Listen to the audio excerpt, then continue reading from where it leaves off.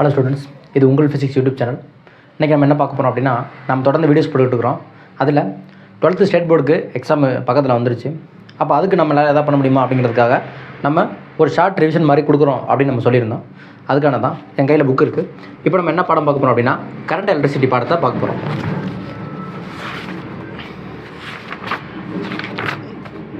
Current எலக்ட்ரிசிட்டியில் first electric கரண்ட்னா நமக்கு தெரியும். Flow of charges per unit time in a unit area is called. நம்ம என்ன சொல்லுவோம் அப்படின்னா கரண்ட் அப்படின்னு சொல்லுவோம். அது நமக்கு தெரியும். ஃப்ளோ ஆஃப் சார்ஜஸ் அப்படின்னா கியூவோட யூனிட் வந்து கூலும். அதுக்கப்புறம் டைமோட யூனிட் வந்து செகண்ட்ஸு. அப்போ I is equal to Q by டின்னு வரும். கியூ பை டி அப்படிங்கிறப்ப நமக்கு ரெண்டு டிஃப்ரென்ஸ் வரும். என்ன டிஃப்ரென்ஸ் வரும்னா del Q by del T அப்படின்னு வரும். டெல் கியூ பை டெல் டினா தொடர்ந்து சார்ஜஸ் என்ன பண்ணிட்டு இருக்கோம்னா ஒரு ஏரியாவை கிராஸ் பண்ணிக்கிட்டே இருக்கும். அதே நேரத்தில் டைமும் தொடர்ந்து மாறிக்கிட்டே இருக்கும். அப்போ சார்ஜஸ் மாற்றம் டிவைட் பை டைமோட மாற்றம், அதான் del Q by del T. இது ஒரு கட்டத்தில் இன்ஃபினிட்டை நோக்கி போணுச்சு அப்படின்னா நம்ம என்ன சொல்லலாம், என்ன டிக்யூ பை டிடி அப்படின்னு சொல்லலாம். அப்போ அதுதான் நம்ம என்ன சொல்லுவோம்னா எலக்ட்ரிக் கரண்ட் அப்படின்னு சொல்லுவோம். எலக்ட்ரிக் கரண்டோட யூனிட் அப்படின்னு பார்த்தோம்னா ஆம்பியர். ஆம்பியரில் தான் நம்ம என்ன பண்ணுவோம் அப்படின்னா மெஷர் பண்ணுவோம். ஒரு கூலும் அப்படின்னு கேட்பாங்க. ஒரு கூலும் அப்படின்னு என்னன்னா ஒரு சார்ஜ், அதாவது ஒரு கூலும் ஆஃப் சார்ஜ், ஒரு ஆம்பியர் அப்படின்னு கேட்பாங்க. ஒரு ஆம்பியர் அப்படின்னா ஒரு கூலும் ஆஃப் சார்ஜ் ஒரு செகண்ட்ஸில் ஒரு ஏரியாவை கிராஸ் பண்ணிச்சு அப்படின்னா அதுக்கு பேர் நம்ம என்ன சொல்லுவோம்னா அதில் பாஸ் ஆகிற கரண்ட் ஒரு ஆம்பியர் அப்படின்னு சொல்லுவோம். அப்புறம் கன்வென்ஷனல் கரண்ட் அப்படின்னா எலக்ட்ரானு ஃபைன் பண்ணுறதுக்கு முன்னாடியே புரோட்டான் ஃபைன் பண்ணப்பட்டது. அப்போ புரோட்டானுடைய மொமெண்ட்டு தான் கரண்ட்டை கொடுக்குது அப்படின்னு நினச்சாங்க. ஆனால் ஆக்சுவலாக எலக்ட்ரானுடைய மோஷன் தான் கரண்ட்டை கொடுக்குது. அப்போது புரோட்டானுடைய மோஷன் தான் கன்வென்ஷனலாக பாரம்பரியமாக நம்ம என்ன பண்ணுறோம்னா புரோட்டானுடைய மூமெண்ட்டு தான் கரண்ட்டு அப்படின்னு வச்சுக்கிட்டு கரண்ட்டானது +2 மைனஸ் அப்படின்னு நம்ம என்ன பண்ணுறோம்னா opposite to the direction of எலக்ட்ரானுக்கு நம்ம குறிப்போம். ஓகேங்களா? அதுதான் நம்ம என்ன சொல்கிறோம்னா கன்வென்ஷனல் கரண்ட்னா opposite to the direction of electron movement. ஓகேங்களா? அதுதான் கன்வென்ஷனல் கரண்ட் அப்படின்னு சொல்கிறது. ட்ரிஃப்ட் வெலாசிட்டி அப்படின்னா என்னென்னா அப்படின்னா இப்போது ஒரு கண்டக்டர் அப்படின்னு இருந்துச்சுன்னா அதில் நம்ம எந்த வித எலக்ட்ரிக் ஃபீல்டும் கொடுக்கல அப்படின்னா அதில் உள்ள எலக்ட்ரான்கள் எல்லாமே ரேண்டம் டைரக்ஷன் மூவ் ஆகும். ரேண்டம் டைரக்ஷனில் மூவ் ஆகும்போது நமக்கு டோட்டல் எலக்ட்ரிக் மொமெண்ட் அப்படின்னு டோட்டல் வெலாசிட்டி ஆஃப் எலக்ட்ரான் அப்படிங்கிறது 0வாக இருக்கும். அப்போ டோட்டல் வெலாசிட்டி ஆஃப் எலக்ட்ரான் 0வாக இருக்கிறதுனால டோட்டல் கரண்ட்டும் நமக்கு எப்படி இருக்குன்னா 0வாக இருக்கும். இப்போ நான் என்ன பண்ணுறேன்னா எலக்ட்ரிக் ஃபீல்டு கொடுத்தோனையும் எலக்ட்ரான் வந்து ஒரு டைரக்ஷன்லேருந்து இன்னொரு டைரக்ஷனுக்கு மூவ் ஆக ஆரம்பிக்கும். அப்போ ஒரு டைரக்ஷன்லேருந்து இன்னொரு டைரக்ஷன் மூவ் ஆக ஆரம்பிக்கும் போது அதில் ஃபிக்ஸ்டாக இருக்கக்கூடிய ப்ரோட்டான்ஸ் மேலே இந்த எலக்ட்ரான்கள் போய் மோதும். அப்படி மோதும்போது ஒரு மோதலுக்கும் இன்னொரு மோதலுக்கும் ஒரு கொலிஷனுக்கும் இன்னொரு கொலிஷனுக்கும் இடையான வெலாசிட்டி நம்ம என்ன சொல்லுவோம்னா ட்ரிஃப்ட் வெலாசிட்டி அப்படின்னு சொல்லுவோம். அதுக்கு ஏதாவது ஃபார்முலா இருக்கா அப்படின்னா VD = μ τ/m அப்படின்னு சொல்லுவாங்க. E τ/m × E அப்படின்னு சொல்லுவாங்க. அப்போ இந்த E τ/m அப்படிங்கிற ஒரு கான்ஸ்டன்ட்டுக்கு பதிலாக நம்ம என்ன கான்ஸ்டன்ட் யூஸ் பண்ணலாம் அப்படின்னா மொபிலிட்டி அப்படிங்கிற கான்ஸ்டன்ட் யூஸ் பண்ணலாம். அப்போ VD = μe, μ = VD/E அப்படிங்கிறது மொபிலிட்டி. அதுக்கப்புறம் மைக்ரோஸ்கோபிக் மாடல் ஆஃப் கரண்ட் அப்படிங்கிறது எதை குறிக்குது அப்படின்னா ஒரு கண்டக்டர் இருந்தால் அதில் பாஸ் ஆகக்கூடிய கரண்ட்டுக்கான ஃபார்முலா கொடுக்குது, கரண்ட் டென்சிட்டிக்கான ஃபார்முலா கொடுக்குது. அதே நேரத்தில் கரண்ட் டென்சிட்டிக்கும் அந்த மெட்டீரியலுடைய கண்டக்டிவிட்டிக்கும் உள்ள ரிலேஷனுக்கு வேணால் கொடுக்குது. அந்த கண்டக்டரில் பாஸ் ஆகக்கூடிய கரண்ட்டுக்கான ஃபார்முலா என்னென்னா IC = NaEVD. அந்த மெட்டீரியலில் உள்ள அந்த கண்டக்டர் உள்ள கரண்ட் டென்சிட்டிக்கான ஃபார்முலா என்னென்னா J = NeVD. கரண்ட் டென்சிட்டினா என்ன ஃபார்முலா J = I/A. அப்போது கரண்ட் டென்சிட்டிக்கும் கண்டக்டிவிட்டிக்கும் என்ன ரிலேஷன் அப்படின்னா J = σE அப்படிங்கிற ரிலேஷனை இது கொடுக்குது. இதில் ஜிக்மா அப்படிங்கிறத குறிக்குது அப்படின்னா கண்டக்டிவிட்டி அப்படிங்கிறத குறிக்குது. கண்டக்டிவிட்டி என்ன ஃபார்முலானா ஜிக்மா = Ne²τ/m. இதில் ஜிக்மாவுக்கும் ரோக்கும் ஒரு சின்ன வித்தியாசம் தான். சிக்மாங்கிறது கண்டக்டிவிட்டி, ரோங்கிறது ரெசிஸ்டிவிட்டி. ஜிக்மாவுக்கு ஆப்போசிட் தான் ரோ. அப்போ ρ = m/Ne²τ அப்படிங்கிறது ரோக்கான ஃபார்முலா. ஓம்ஸ்லானா என்ன அப்படின்னா நம்ம ஒரு கண்டக்டரில் கரண்ட் தொடர்ந்து பாஸ் பண்ணுறோம் அப்படின்னா இல்லை நம்ம கண்டக்டரில் தொடர்ந்து பொட்டன்ஷியல் டிஃபரன்ஸ் கொடுக்குறோம் அப்படின்னா அதில் ப்ரொடியூஸ் ஆகிற கரண்ட்டு நாம் உள்ள பொட்டன்ஷியல் டிஃபரன்ஸுக்கு டைரக்ட்லி ப்ரொபோஷனல். அதாவது பொட்டன்ஷியல் டிஃபரன்ஸையும் கரண்ட்டையும் நம்ம டிவைட் பண்ணோம் அப்படின்னா நமக்கு தொடர்ந்து ஒரு கான்ஸ்டன்ட் ரேஷியோ கிடச்சிக்கிட்டே இருக்கும். அந்த கான்ஸ்டன்ட் ரேஷியோ தான் நம்ம என்ன சொல்லுவோம்னா ரெசிஸ்டன்ஸ் அப்படின்னு சொல்லுவோம். அப்போ R = V/I, V is directly proportional to I, V = IR அப்படிங்கிறதெல்லாம் ஓம்ஸ் லாவோட ஃபார்முலாஸ். அப்போ R = V/I அப்படின்னு நம்ம சொல்லிட்டோம். அதில் இந்த ரெசிஸ்டன்ஸுங்கிறது லென்த்துக்கு டைரக்ட்லி ப்ரொபோஷனாக இருக்கும். லென்த் அதிகரிக்கும் போது ஆட்டோமேட்டிக்காக ரெசிஸ்டன்ஸும் அதிகரிக்கும். ஏரியாவுக்கு inversely proportional, R is inversely proportional to area. அப்போ ஏரியா அதிகரிக்கும் போது இந்த ரெசிஸ்டன்ஸ் ஆனது குறையும். அப்போ இது ரெண்டையும் நம்ம ஈக்குவல் பண்ணோம் அப்படின்னா R is directly proportional to L/A. அப்போ R is equal to rho into L/A. Rho அப்படிங்கிறது யார் அப்படின்னா ஒரு மெட்டீரியல் கான்ஸ்டன்ட். அந்த மெட்டீரியல் கான்ஸ்டன்ட் நம்ம என்ன சொல்லுவோம்னா ரெசிஸ்டிவிட்டி அப்படின்னு சொல்லுவோம். ஒவ்வொரு மெட்டீரியலுக்கும் ஒவ்வொரு ரெசிஸ்டிவிட்டி இருக்கும். சரி, okay.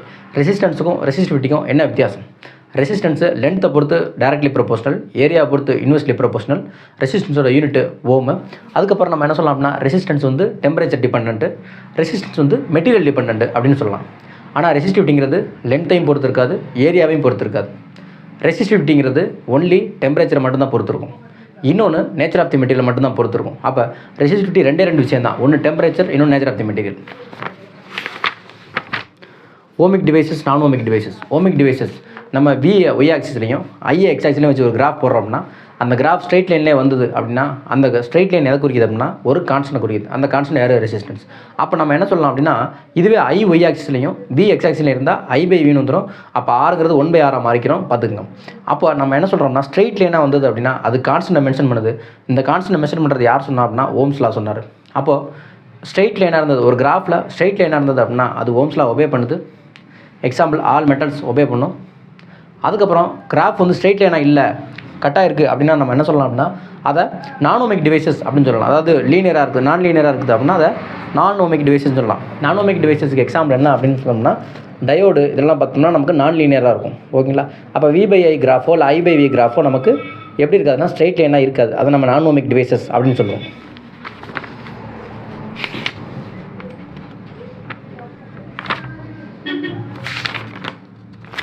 Resistors series and parallel. Resistor series and parallel. இப்போ சீரிஸில் ரெசிஸ்டரில் கனெக்ட் பண்ணோம்னா ஒரு ரெசிஸ்டரில் என்ன கரண்ட் போதோ அதுதான் எல்லா ரெசிஸ்டர்லையும் போகும். அப்போ சீரிஸ் ரெசிஸ்டரில் கரண்ட் சேமு, ஆனால் ஒரு ரெசிஸ்டரில் உள்ள பொட்டன்ஷியல் டிஃபரன்ஸ் V1, இன்னொரு பொட்டன்ஷியல் டிஃபரன்ஸ் V2, இன்னொரு ரெசிஸ்டரில் உள்ள பொட்டன்ஷியல் டிஃபரன்ஸ் V3ன்னு பொட்டன்ஷியல் நமக்கு சேஞ்ச் ஆகும். அப்போ நம்ம ஃபார்முலா போட்டோம்னா என்ன ஃபார்முலா போட்டோம்னா சீரிஸ் ரெசிஸ்டன்ஸுக்கு ஃபார்முலா போட்டோம்னா கரண்ட் சேமு, பொட்டன்ஷியல் டிஃபரன்ஸ் வேறு.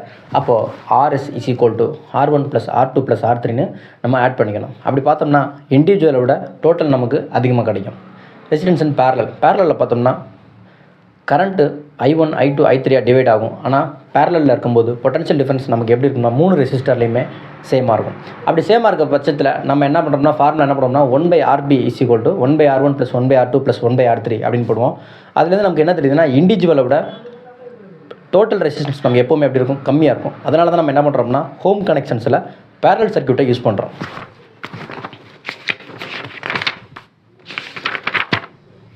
Colour code for carbon resistance.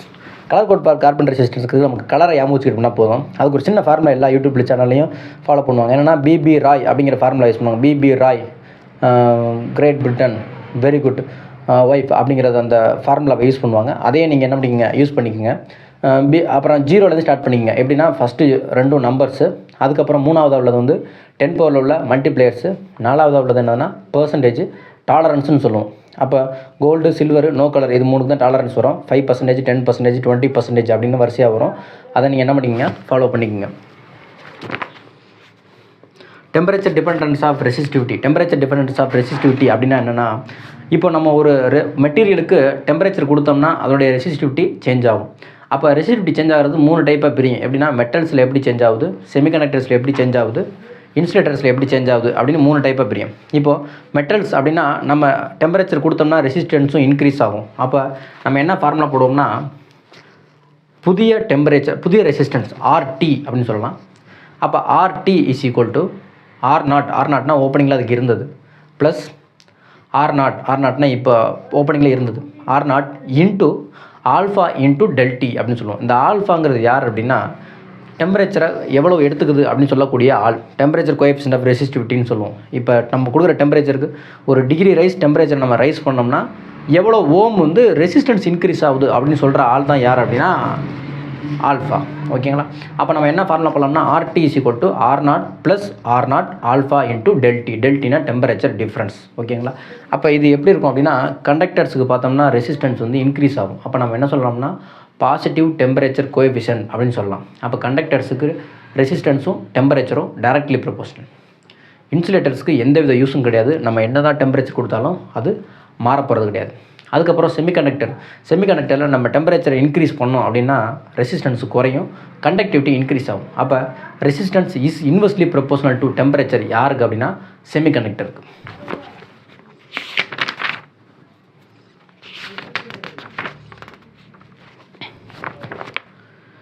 Energy and power in electrical circuits. Energy and power in electrical circuits அப்படின்னா P = VI அப்படிங்கிற ஃபார்முலாவை யூஸ் பண்ணுவோம். அதாவது என்னென்னா, ஒரு ரெசிஸ்டன்ஸ் வழியாக கரண்ட் பாஸ் ஆகும்போது அங்கே பொட்டன்ஷியல் ட்ராப் ஆகும். அதே ஒரு பேட்டரி வழியாக கரண்ட் பாஸ் ஆனிச்சு, அதாவது பேட்டரி வழியாக போகும்போது அதுக்கு பொட்டன்ஷியல் ரைஸ் ஆகும். அப்போ பொட்டன்ஷியல் ரைஸும் பொட்டன்ஷியல் ட்ராப்பும் நமக்கு எப்படி இருக்குன்னா ஈக்குவலாகவே மெயின்டைன் ஆகும். அப்போ ஈக்குவலாக மெயின்டைன் ஆகும்போது இந்த ரெசிஸ்டன்ஸ் வழியாக தொடர்ந்து இது போகும்போது அதில் நமக்கு என்ன பண்ணால் ஹீட் எனர்ஜி ப்ரொடியூஸ் ஆகும். அந்த ஹீட் எனர்ஜி தான் நம்ம என்ன சொல்லுவோம்னா பவர் அப்படின்னு சொல்லுவோம். அப்போ பவர் = என்ன ஃபார்முலா பண்ணால் V × I, வோல்டேஜ் × கரண்ட் அப்படின்னு சொல்லலாம். அப்போ விக்கு பதிலாக நான் IR போட்டால் நமக்கு என்ன வந்துடும்னா P = I²R அப்படின்னு வந்துடும். அல்லாட்டி நமக்கு என்ன வரும்னா P = V²/R அப்படிங்கிற ஃபார்முலா வந்துடும். இதுதான் எலக்ட்ரிக்கல் எனர்ஜி பவர் அப்படின்னு சொல்கிறது.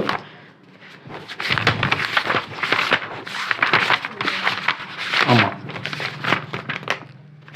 பவர் அப்படின்னு சொல்கிறது. அப்புறம் எலக்ட்ரிக்கல் எனர்ஜிக்கு என்ன ஃபார்முலா போடுவாங்கன்னா power = energy by time, energy = power × time. அப்போ நம்ம யூஸ் பண்ணுற எனர்ஜிலாம் நம்ம கிலோவாட் ஹவரில் தான் மெஷர் பண்ணுவோம். அப்போ பவரை கிலோவாட்லையும் டைமை வந்து ஹவர்லையும் வச்சுக்கிட்டோம்னா 1 கிலோவாட் ஹவர், அதை தான் நம்ம 1 யூனிட்னு சொல்லுவோம். 1 கிலோவாட் ஹவர் எதுக்கு ஈக்குவல் அப்படின்னா 3.6 × 10⁶ ஜூலுக்கு ஈக்குவல். அப்புறம் எலக்ட்ரிக் செல்ஸ் அண்டு பேட்டரிஸ். செல் அப்படிங்கிறது நம்ம என்ன சொல்லுவோம்னா 2 மெட்டல்ஸ், ஒன்று ஆனோடு ஒன்று கேத்தோடாக ஆக்ட் பண்ணும். அப்போ 2 மெட்டல்ஸை நம்ம என்ன பண்ணுவோம்னா ஒரு எலக்ட்ரோலைட்டிக் சொல்யூஷன், ஏதோ ஒரு மின்பகுளிகளை நம்ம என்ன பண்ணியிருப்போம்னா எலக்ட்ரோலைட்டிக் சொல்யூஷனில் டிப் பண்ணி வச்சுருப்போம். அப்போ இந்த மெட்டல்ஸுக்கும் சரி அந்த டிப் பண்ணி வச்சுருக்க சொல்யூஷனுக்கும் சரி ஒரு ஸ்மால் ரெசிஸ்டன்ஸ் இருக்கும். அந்த ரெசிஸ்டன்ஸை நம்ம என்ன சொல்லுவோம்னா இன்டர்னல் ரெசிஸ்டன்ஸ் அப்படின்னு சொல்லுவோம். அப்போ ஒரு செல்லுங்கிறது 2 மெட்டல் ஆனோடு கேத்தோடு சேர்ந்தது. அது ஒரு எலக்ட்ரோலைட்டிக் சொல்யூஷனில் டிப் பண்ணி வச்சுருப்போம். அதில் ஒரு ஸ்மால் ரெசிஸ்டன்ஸ் இருக்கும், இன்டர்னல் ரெசிஸ்டன்ஸ் அப்படின்னு சொல்லுவோம். ஓகேங்களா? அப்புறம் வேறு என்ன சொல்லலாம் அப்படின்னா EMF அப்படின்னு சொல்லுவாங்க. EMF அப்படின்னா என்னென்னா, இப்போ நாம் என்ன பண்ணணும் அப்படின்னா ஒரு சார்ஜை பாசிட்டிவ் டு நெகட்டிவ் மூவ் பண்ணுறதுக்கு தேவை கிடையாது, அதுவாகவே மூவ் ஆயிரும். ஆனால் நெகட்டிவ்லேருந்து பாசிட்டிவ் மூவ் பண்ணணும் அப்படின்னா ஒர்க் பண்ணணும். அப்போ நெகட்டிவ்லேருந்து பாசிட்டிவ் ஒர்க் பண்ணணுங்கிற போது அந்த ஒர்க்கு அங்கே எனர்ஜியாக ஸ்டோர் ஆகும். ஓகேங்களா? அப்போ நெகட்டிவ் டு பாசிட்டிவ் நம்ம ஒரு சார்ஜை மூவ் பண்ணுறதுக்கு செய்யக்கூடிய ஒர்க்கு தான் நம்ம என்ன சொல்லுவோம்னா EMF அப்படின்னு சொல்லுவோம். அதாவது பொட்டன்ஷியல் டிஃப்ரென்ஸ் அப்படின்னு சொல்லுவோம். அந்த பொட்டன்ஷியல் டிஃப்ரென்ஸ் நெகட்டிவ் பாசிட்டிவ் இருக்குங்களா, அந்த பொட்டன்ஷியல் டிஃப்ரென்ஸை நம்ம என்ன சொல்லுவோம்னா EMF அப்படின்னு சொல்லுவோம். அப்போ EMF, இன்டர்னல் ரெசிஸ்டன்ஸ், செல், இதுக்கு 3க்கான டெஃபினேஷன் நம்ம என்ன பண்ணியாச்சுன்னா சொல்லியாச்சு. டிட்டர்மினேஷன் ஆஃப் இன்டர்னல் ரெசிஸ்டன்ஸ்னால் இப்போ நான் ஒரு வெறும் சர்க்யூட் எடுத்துகிட்டு அதில் ஒரு ரெசிஸ்டன்ஸ் மட்டும் கனெக்ட் பண்ணியிருக்கிறேன். அப்போ ரெசிஸ்டன்ஸ் மட்டும் கனெக்ட் பண்ணேன்னா நான் கரண்ட்டுக்கு பாஸ் பண்ணேன் அப்படின்னா அதில் இப்போ செல் இல்லாமல் வெறும் பேட்டரி மட்டும் கனெக்ட் பண்ணியிருக்கேன்னு வச்சுக்கோங்களேன். அப்போ அங்கே பொட்டன்ஷியல் என்னவாக இருக்கும்னா V = IR இருக்கும். எங்கே அப்படின்னா ரெசிஸ்டன்ஸில் ட்ராப் ஆகிற பொட்டன்ஷியல் வந்து V = IR. இப்போ நான் என்ன பண்ணுறேன்னா ஒரு செல்லை கனெக்ட் பண்ணுறேன், அந்த செல்லில் இன்டர்னல் ரெசிஸ்டன்ஸும் இருக்குது. அப்போ நமக்கு ஃபார்முலா எப்படி வரும் அப்படின்னா V = EMF - IR அப்படின்னு வரும். அப்போ 2 VI நம்ம ஈக்குவல் பண்ணும்போது நமக்கு ஃபைனல் ஃபார்முலா என்ன கிடைக்குது அப்படின்னா R = EMF - V/V × R அப்படின்னு கிடைக்கும். அதாவது V = IR-ஐயும் V = EMF - IR-ஐயும் நம்ம டிவைட் பண்ணும்போது நமக்கு ஆரோட மதிப்பு கிடைக்குது. செல்ஸ் இன் சீரிஸ் பேரலல்னா இப்போ நிறையா செல்லை நான் சீரிஸில் கனெக்ட் பண்ணேன் அப்படின்னா EMF-ம் எனக்கு ஆட் ஆகும். அப்போ EMF டோட்டல் EMF நமக்கு எப்படி கிடைக்கும் அப்படின்னா total EMF = EMF1 + EMF2 + EMF3, அதாவது டோட்டல் EMF = NEMF அப்படின்னு கிடைக்கும். டோட்டல் ரெசிஸ்டன்ஸ் அப்படின்னு பார்த்தோம்னா சீரிஸில் கனெக்ட் பண்ணும்போது எனக்கு இன்டர்னல் ரெசிஸ்டன்ஸும் ஆட் ஆகும். அப்போ R1 + R2 + R3 அப்படிங்கிறது என்னவாக மாறும் அப்படின்னா NR மாறும். அப்போ செல் சீரிஸில் நம்ம கரண்ட்னு பார்த்தோம்னா current = total EMF by total resistance. Total EMFனு பார்த்தோம்னா NEMF / டோட்டல் ரெசிஸ்டன்ஸ் பார்த்தோம்னா NR. அப்போது எக்ஸ்டர்னல் ரெசிஸ்டன்ஸும் ஆட் ஆகி வந்துச்சுன்னா NEMF / NR + external resistance R. அதுதான் என்னென்னா current in cells in series. Cells in parallel அப்படின்னு பார்த்தோம்னா NEMF தேவையில்லை, நமக்கு ஒரே EMF போதும். ஏன்னா ஒரே பேரலில் பொட்டன்ஷியல் டிஃப்ரென்ஸும் சேம். அப்போ நம்ம டோட்டல் கரண்ட் போட்டோம்னா டோட்டல் கரண்ட் = EMF / NEMFக்குள்ளே போடலைன்னா EMF மட்டும் தான் போடுறேன். அப்போ EMF / டோட்டல் ரெசிஸ்டன்ஸ்ங்கிறப்ப நமக்கு என்ன வந்துடும் R/Nன்னு வந்துடும். ஏன்னா பேரலில் இருக்கும்போது 1/R1 + 1/R2ங்கிறத நம்ம எப்படி எழுதலாம் R/N எழுதலாம். அப்போ R/N + எக்ஸ்டர்னல் ரெசிஸ்டன்ஸ் R. அப்போ I = EMF / R/N + external resistance R அப்படிங்கிறது பேரலில் இருக்கும்போது அதில் இருக்கக்கூடிய சர்க்யூட் கரண்ட்டு. கிர்ச்சாஃப் ரூல்ஸில் 2 ரூல்ஸ் இருக்குது. ஃபஸ்ட் ரூல் என்ன சொல்லுவோம் அப்படின்னா ஒரு ஜங்ஷன் வழியாக என்ன கரண்ட் பாஸ் ஆகுதோ, என்ன சார்ஜஸ் வருதோ அதே சார்ஜஸ் தான் ஜங்ஷனை விட்டு வெளியில் போகும். அப்போ ஜங்ஷனில் எந்த வித சார்ஜுமே ஸ்டே ஆகாது அப்படிங்கிறது தான் நம்ம என்ன சொல்லுவோம்னா கிர்ச்சாஃபுடைய ஃபஸ்ட் ரூல் அப்படின்னு சொல்லுவோம். அதாவது sum of currents in junction is 0 அப்படின்னு சொல்லுவோம். இது ஃபஸ்ட்டு கரண்ட். இது வந்து எதன் அடிப்படையிலானதுன்னா கன்சிடரேஷன் ஆஃப் சார்ஜ் அடிப்படையிலானது. அதுக்கப்புறம் second rule Kirchhoff voltage rule ஏதோ அடிப்படையிலான கன்சிடரேஷன் ஆஃப் எனர்ஜி அடிப்படையிலானது. அதாவது ஒரு சர்க்யூட்டில் நம்ம கனெக்ட் பண்ணக்கூடிய பேட்டரியோட EMF எதுக்கு ஈக்குவலாக இருக்கும் அப்படின்னா அந்த சர்க்யூட்டில் உள்ள ரெசிஸ்டன்ஸ் இருக்கு இல்லையா, அதில் பாஸ் ஆகக்கூடிய கரண்ட்டு அங்கே ஒரு ட்ராப் ஏற்படுத்தும், வோல்டேஜ் ட்ராப்பை. அந்த ட்ராப்போட சம்முக்கு, அதாவது அந்த ட்ராப் 10 ரெசிஸ்டன்ஸ்னால் 10 ட்ராப் இருக்கும். அதாவது 10 ட்ராப்னா VI = IR அந்த ஃபார்முலா. அப்போ 10 ட்ராப்புக்கு எப்படி இருக்கும்னா ஈக்குவலாக இருக்கும். அப்போ ஒரே பேட்டரியிலேருந்து ப்ரொடியூஸ் ஆகக்கூடிய பொட்டன்ஷியல் தான் அங்கே உள்ள எல்லா ரெசிஸ்டர்லையும் ட்ராப் ஆகுது அப்படிங்கிறது தான் அதில். அப்போ நம்ம என்ன சொல்லலாம்னா EMF இன்க்ளூட் இந்த circuit is equal to the all potential drop அல்லது sum of potential product of current and resistance in electrical circuit அப்படின்னு சொல்லலாம். வீட்ஸ்டோன் பிரிட்ஜ் அப்படிங்கிறது ரெசிஸ்டாரை கனெக்ட் பண்ணுறக்கூடிய ஒரு பிரிட்ஜ். நமக்கு தெரியாத ரெசிஸ்டன்ஸை, அன்னோன் ரெசிஸ்டன்ஸை ஃபைண்ட் பண்ணுறதுக்கு நம்ம யூஸ் பண்ணக்கூடிய ஒரு பிரிட்ஜ் தான் யார் அப்படின்னா வீட்ஸ்டோன் பிரிட்ஜில் நம்ம என்ன சொல்லுவோம், பேலன்சிங் கண்டிஷன் சொல்லுவோம். பேலன்சிங் கண்டிஷன் அப்படின்னா என்னென்னா, ஒரு 2 பாயிண்ட் இருக்கும். அந்த 2 பாயிண்ட்டில் பொட்டன்ஷியல் ஈக்குவல் ஆகிடுச்சு அப்படின்னா அந்த கால்வனோமீட்டர் வழியாக நமக்கு என்ன பண்ணணும்னா கரண்ட் பாஸ் ஆகாது. அப்போ நமக்கு என்ன பண்ணணும்னா பிரிட்ஜ் பேலன்ஸ்ட் ஆகிடுச்சு அப்படின்னு சொல்லுவோம். அதுக்கு என்ன ஃபார்முலா போடுவோம்னா P/Q = R/S அப்படிங்கிற ஃபார்முலாவை யூஸ் பண்ணுவோம். மீட்டர் பிரிட்ஜ்னா என்னென்னா, அதே மாதிரி வீட்ஸ்டோன் பிரிட்ஜில் எப்படி நம்ம 4 ரெசிஸ்டன்ஸ் யூஸ் பண்ணியிருப்போமோ, இதில் 2 ரெசிஸ்டன்ஸ் யூஸ் பண்ணியிருப்போமோ, மிச்சம் 2 ரெசிஸ்டன்ஸ் யாராக இருப்பாங்க அப்படின்னா அந்த மீட்டர் பிரிட்ஜில் உள்ள அந்த லாங் மேக்னின் ஒயர் தான் என்ன ஆக்ட் பண்ணும் அப்படின்னா 2 ரெசிஸ்டன்ஸ் ஆக்ட் பண்ணும். எப்படி ஆக்ட் பண்ணும் அப்படின்னா, அந்த ஒயரில் நமக்கு என்ன ஆகும்னா ரெசிஸ்டன்ஸ் இருக்கும். அந்த ஒயரில் ரெசிஸ்டன்ஸ் இருக்கிறதுனால அது வழியாக கரண்ட் பாஸ் ஆகும்போது அங்கே பொட்டன்ஷியல் ட்ராப் இருக்கும். அந்த பொட்டன்ஷியல் ட்ராப்பும் நாம் பேட்டரி வழியாக கொடுக்குற பொட்டன்ஷியல் ட்ராப்பும் ஈக்குவல் ஆகும்போது அந்த மேக்னின் ஒயரில் ஒரு பாயிண்டில் கால்வனோமீட்டர் 0 ஆகும். அப்போ எந்த பாயிண்ட்டில் 0 ஆகுதோ அதுக்கு முன்னாடி உள்ளது R ஆகவும், அதுக்கு அந்த பாயிண்ட்டுக்கு அடுத்து உள்ளதை S ஆகவும் வச்சு P/Q = R/Sங்கிற அதே ஃபார்முலா போடுறோம். அதில் R/S இங்கே யார் அப்படின்னா ரெசிஸ்டன்ஸுடைய லென்த்து. அப்போ L1/L2. அப்போ P/Q = L1/L2 அப்படிங்கிறது யாருன்னா மீட்டர் பிரிட்ஜுக்கான ஃபார்முலா. இதுலேருந்து நம்ம ரெசிஸ்டிவிட்டி கூட நம்ம என்ன பண்ணிக்கலாம் அப்படின்னா கண்டுபிடிச்சிக்கலாம். பொட்டன்ஷியோமீட்டரும் அதே மாதிரி சேம் பிரின்சிபல் தான். என்ன பிரின்சிபல் அப்படின்னா, பிரைமரி சர்க்யூட், செகண்டரி சர்க்யூட்னு 2 சர்க்யூட் இருக்கும். அப்போ பிரைமரி சர்க்யூட்டில் பாஸ் ஆகக்கூடிய கரண்ட்டு செகண்டரி சர்க்யூட்டில் உள்ள ஒயரில் உள்ள பொட்டன்ஷியல் ட்ராப்பை ஏற்படுத்தும். அப்போ 2 பொட்டன்ஷியல் ட்ராப்பும் ஈக்குவல் ஆகும்போது நமக்கு என்ன ஆகுது அப்படின்னா கால்வனோமீட்டர் வழியாக கரண்ட் பாஸ் ஆகும்போது, அப்போ கால்வனோமீட்டர் வழியாக கரண்ட் பாஸ் ஆகும்போது பொட்டன்ஷியோமீட்டரில் பேலன்சிங் பாயிண்ட்டு அச்சீவ் பண்ணப்படுது. இதுதான் அது பொட்டன்ஷியோமீட்டர். அப்போ இதுக்கு என்ன காரணம் அப்படின்னா, லென்த் அதிகரிக்கும் போது EMFும் அதிகரிக்கும். அப்போ EMF is directly proportional to L1 அப்படின்னு சொல்லலாம். அப்போ ரெண்டையும் கம்பேர் பண்ணணும் அப்படின்னா நம்ம என்ன சொல்லலாம், EMF 1 EMF 2 அப்படின்னு 2 இதில் வச்சுக்கலாம். அப்போ கம்யூட்டேட்டரை யூஸ் பண்ணி மேலே 1 கீழே 1ன்னு 2 EMF வச்சுக்கலாம். அப்போ EMF directly proportional to L1, EMF 2 is directly proportional to L2, EMF 1/EMF 2 = L1/L2 அப்படிங்கிற ஃபார்முலாவை நம்ம என்ன பண்ணலாம் போட்டுடலாம். Measurement of internal resistance by செல்ல பொட்டன்ஷியோமீட்டர். அதே மாதிரி தான் கீயை கனெக்ட் பண்ணாமல் 2 சர்க்யூட் போட்டு நம்ம கடைசியாக ஃபைனல் என்ன வருதுன்னா R = R × L1 - L2/L2 அப்படிங்கிற ஃபார்முலா நம்ம என்ன பண்ணிக்கலாம் யூஸ் பண்ணிக்கலாம். ஹீட்டிங் எஃபெக்ட் ஆஃப் கரண்ட்னா ஒரு இடத்துல பொட்டன்ஷியல் டிஃப்ரென்ஸ் கிரியேட் பண்ணணும்னா அந்த இடத்துல டெம்பரேச்சர் டிஃப்ரென்ஸ் கிரியேட் பண்ணணும். இல்லை டெம்பரேச்சர் டிஃப்ரென்ஸ் கிரியேட் பண்ணணும் அப்படின்னா அந்த இடத்துல பொட்டன்ஷியல் டிஃப்ரென்ஸ் நம்ம கொடுக்கணும். அப்படிங்கிறத என்ன சொல்லுவோம்னா heating effect of thermoelectric effect அப்படின்னு சொல்லுவோம். அப்போ நாம் இப்போது தாம்சன் எஃபெக்ட் சொல்கிற மாதிரிங்களே, ஃபஸ்ட்டு யார் இருக்கிறாங்க, heating effect of electric current அப்படின்னா என்னென்னா, ஒரு ரெசிஸ்டர் வழியாக கரண்ட் பாஸ் ஆகும்போது, ரொம்ப நேரத்துக்கு கரண்ட் பாஸ் ஆகும்போது அதன் வழியாக என்ன பண்ணோம்னா ஹீட்டு ப்ரொடியூஸ் ஆகும். அதை நம்ம ஹீட்டிங் எஃபெக்ட் ஆஃப் கரண்ட் அப்படின்னு சொல்லுவோம். அப்போ ஜூல் அப்படிங்கிறவர் என்ன சொல்கிறாருன்னா, ஜூல்ஸ் லா ஆஃப் ஹீட்டிங் என்ன சொல்கிறாருன்னா, ஒரு கரண்ட்டு ரொம்ப நேரத்துக்கு எது வழியாக ரெசிஸ்டர் வழியாக போகும்போது அதில் கரண்ட் பாஸ் ஆகுது. அந்த கரண்ட் எதுக்கு டைரக்ட்லி ப்ரொபோஷனல், அந்த ஹீட் எதுக்கு டைரக்ட்லி ப்ரொபோஷனல் அப்படின்னா, ஹீட்டு கரண்ட்டுக்கு டைரக்ட்லி ப்ரொபோஷனல், ஹீட்டு ரெசிஸ்டன்ஸுக்கு டைரக்ட்லி ப்ரொபோஷனல், ஹீட்டு டைமுக்கு டைரக்ட்லி ப்ரொபோஷனல். அப்போ H = I²RT அப்படிங்கிற ஃபார்முலாவை அவர் என்ன பண்ணுறாருன்னா அந்த இடத்துல யூஸ் பண்ணுறாரு. அப்போ இதுதான் ஹீட்டிங் எஃபெக்ட் ஆஃப் கரண்ட். இதோட அப்ளிகேஷன்ஸ் அப்படின்னு பார்த்தோம்னா, ஃபஸ்ட்டு அப்ளிகேஷன் எலக்ட்ரிக் ஹீட்டரில் நம்ம யாரை யூஸ் பண்ணுவோம் அப்படின்னா நிக்ரோமை யூஸ் பண்ணுவோம். நிக்ரோம் என்ன பண்ணுவோம் அப்படின்னா high melting point, high resistivity கொண்டது, ஹை ஹீட்டிங் கெப்பாசிட்டி உள்ளது. அப்போ நம்ம அதை ஹீட் பண்ணும்போது ஹை ரெசிஸ்டிவிட்டி இருக்கிறதுனால உடனே அது என்ன பண்ணிடும் அப்படின்னா ஹீட் ஆயிரும். அதனால தான் அயன் பாக்ஸு, எலக்ட்ரிக் ஹீட்ரு, எலக்ட்ரிக் டோஸ்டர்லாம் நம்ம என்ன யூஸ் பண்ணுறோம் அப்படின்னா எலக்ட்ரிக் ஹீட்டராக நம்ம இந்த நிக்ரோமை யூஸ் பண்ணுறோம், நிக்ரோம் வயரை யூஸ் பண்ணுறோம். அதுக்கப்புறம் ரெண்டாவது பார்த்தோம்னா எலக்ட்ரிக் ஃபர்னேஸில் மாலிப்டினம் நிக்ரோம் அந்த கலவையை நம்ம என்ன பண்ணுவோம்னா அலாயை யூஸ் பண்ணுவோம். அது என்ன பண்ணோம்னா கிட்டத்தட்ட ஹை டெம்பரேச்சர் அது என்ன பண்ணணும் தாங்கக்கூடியதாக இருக்கும். அதன் மூலமாக நம்ம என்ன பண்ணலாம்னா சில டெக்னாலஜிக்கல் டெவலப்மெண்ட்ஸுக்கு நம்ம என்ன பண்ணிக்கலாம்னா எலக்ட்ரிக்கல் ஃபர்னேஸ் மின்ன அடுப்பை என்ன பண்ணிக்கலாம் அப்படின்னா யூஸ் பண்ணிக்கலாம். மூணாவது பார்த்தோம்னா டங்ஸ்டன் லைட் பல்பு. அப்போ ஹீட்டிங் பல்பு என்ன பண்ணோம்னா டங்ஸ்டனுங்கிற ஃபிலமெண்ட்லேருந்து நம்ம என்ன பண்ணுறோம்னா யூஸ் பண்ணிக்கலாம். அப்போ அந்த ஃபிலமெண்ட்டில் டங்ஸ்டன் யூஸ் பண்ணுறது மூலமாக என்ன பண்ணால் டங்ஸ்டன் வந்து high melting point, high resistivity இருக்கிறதுனால அது என்ன பண்ணுது அப்படின்னா ஒரு 95% ஹீட்டை வந்து லாஸ் பண்ணிடுது. ஒரு 5% ஹீட்டை தான் நமக்கு என்ன பண்ணுதுன்னா லைட்டாக கொடுக்குது. ஓகேங்களா? அப்புறம் எலக்ட்ரிக் ஃபியூஸை பொறுத்த வரைக்கும் நம்ம ஒரு ஸ்மால் ஒயர் தான் இருக்கும். அந்த ஸ்மால் ஒயர் என்ன பண்ணணும்னா சர்க்யூட்டோட ஜாயினில் இருக்கும். அதுக்கு லோ மெல்ட்டிங் பாயிண்ட் கொடுக்கப்பட்டிருக்கும். காப்பராவோ அலுமினியமாவோ நம்ம யூஸ் பண்ணலாம். அப்போ அந்த லோ மெல்ட்டிங் பாயிண்ட் இருக்கிறதுனால லைட்டாக கரண்ட் வந்தாலே அது ஹீட் ஆகி என்ன பண்ணணும்னா எரிஞ்சு போயிடும். சர்க்யூட் பிரேக் ஆயிரும். சர்க்யூட் பிரேக் ஆனோடனே கரண்ட் கட் ஆயிரும். கரண்ட் கட் ஆனோடனே நமக்கு என்ன ஆகும்னா பாதுகாக்கப்படும். ஆனால் இதில் ஒரு பிரச்சனை என்னென்னா நம்ம ஃபுல்லாக மாற்ற வேண்டியது இருக்கும். அதை மாற்றுறதுக்காக நம்ம என்ன பண்ணால் ட்ரிப்பர்ஸ் யூஸ் பண்ணுறோம். இந்த ட்ரிப்பர்ஸ் என்ன பண்ணும் அப்படின்னா அதில் கரண்ட் வழியாக பாஸ் பண்ணும்போது அது என்ன பண்ணணும்னா தானாகவே ஆஃப் ஆகிக்கிறோம். திரும்ப நம்ம சீர் பண்ணிவிட்டு என்ன பண்ணிக்கணும்னா ஆன் பண்ணிக்கலாம். சர்க்யூட்டில் எந்த வித மாற்றமும் இருக்க போகிறதில்ல.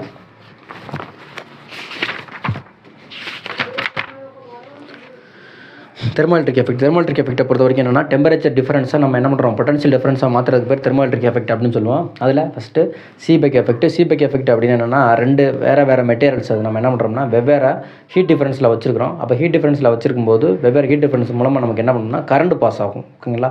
அப்போ நம்ம ஹீட் அந்த மெட்டல்ஸை மாற்றும் பொழுது கரண்ட்டும் ஆட்டோமேட்டிக்காக மாற்ற முடியுது. அப்போ இதில் என்ன சொல்கிறாங்கன்னா டெம்பரேச்சர் டிஃப்ரென்ஸ் ஒரு இஎம்எஃபாக கொடுக்குது. அதுலேருந்து நமக்கு கரண்ட் பாஸ் ஆகுது. அதுக்கு பேர் சீபெக் எஃபெக்ட் அப்படின்னு சொல்லலாம். இதோட அப்ளிகேஷன்ஸ் நமக்கு முக்கியமாக கேட்பாங்க. 2 மார்க்கில் பார்த்துங்க. பெல்டியர் எஃபெக்ட் அப்படின்னா அதுக்கு அப்படியே ஆப்போசிட். என்னென்னா ஒரு எலக்ட்ரிக் கரண்ட்டை நம்ம என்ன பண்ணுறோம்னா தெர்மோகப்பிள் அப்படின்னா என்னென்னா 2 டிசிமிலர் மெட்டல்ஸ் இருக்கக்கூடியது தெர்மோகப்பிள்னு சொல்லுவோம். அப்போ அந்த தெர்மோகப்பிள் வழியாக பாஸ் பண்ணும்பொழுது கரண்ட் பாஸ் பண்ணும்போது அங்கே ஒரு ஜங்ஷனில் ஹீட்டு அப்சார்ப் ஆகுது, இன்னொரு ஜங்ஷனில் ஹீட்டு எவால்வ் ஆகுது. அதை நம்ம என்ன சொல்லுவோம்னா பெல்டியர் எஃபெக்ட் அப்படின்னு சொல்லுவோம். அதுக்கப்புறம் தாம்சன் எஃபெக்ட்டை பொறுத்த வரைக்கும் ஒரு கண்டக்டரில் நம்ம என்ன பண்ணுறோம்னா ஒரு சென்டர் பாயிண்ட் என்ன பண்ணுறோம்னா காமனாக வச்சுக்கிட்டு அதில் வந்து என்ன பண்ணுறோம் அப்படின்னா பொட்டன்ஷியல் டிஃபரன்ஸை கொடுக்குறோம். அப்போ கொடுக்கும்போது என்ன ஆகுதுன்னா ஹீட்டை கொடுக்குறோம். அப்போ ஹீட்டை கொடுக்கும்போது ஒரு இடத்துல ஹீட் அதிகமாகவும் இன்னொரு இடத்துல ஹீட் கம்மியாக இருக்குது. அப்போ அங்கே பொட்டன்ஷியல் டிஃபரன்ஸ் உருவாகுது. அப்போ ஒரு இடத்துல நமக்கு என்ன ஆகுதுன்னா ஹீட் எவால்வ் ஆகுது. அந்த இது கொடுத்துருக்காங்க பொட்டன்ஷியல் டிஃபரன்ஸ் கிரியேட் ஆகுது. இது நம்ம என்ன சொல்கிறோம்னா தாம்சன் எஃபெக்ட் அப்படின்னு சொல்லுவோம். இப்போ நான் என்ன பண்ணுறேன்னா காப்பர் ராட் ஃபஸ்ட்டு யூஸ் பண்ணுவேன். அந்த காப்பர் ராடை ரிமூவ் பண்ணிட்டு அயன் ராடை யூஸ் பண்ணுவேன். இந்த 2 ராடில் எனக்கு என்ன பண்ணணும்னா ஒவ்வொரு தடவையும் எனக்கு என்னன்னா கரண்ட் சேஞ்ச் ஆகும். ஓகேங்களா? கரண்டோட டைரக்ஷன் வந்து சேஞ்ச் ஆகும். அது காரணம் என்னென்னா heat difference heat density change ஆகிறதுனால கரண்ட்டு டைரெக்ஷனும் எனக்கு என்ன பண்ணணும்னா சேஞ்ச் ஆகும். அவ்வளோதான். இந்த லெசனை ஃபாலோ பண்ணிக்கோங்க. கொஞ்சம் ஸ்பீடாக போகிற மாதிரி இருக்கும். நமக்கு கொஞ்சம் டைம் தான் இருக்குது. நீங்கள் ஒரு தடவை என்ன பண்ணிக்கணும் இது கேட்டிங்கனாலே போதும். தேங்க்யூ.